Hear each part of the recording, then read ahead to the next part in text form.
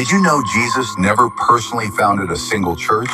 And the denominational structures you're familiar with today, many of them are products of imperial political engineering. That's not fear-mongering.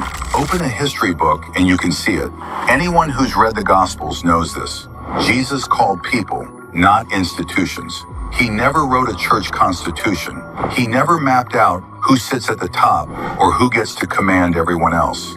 He preached repentance, conscience, mercy, a space where an ordinary person could speak directly to God with no spiritual bureaucracy in the middle. His pulpit was dusty crossroads, a fisherman's boat, a crowded living room, a hillside.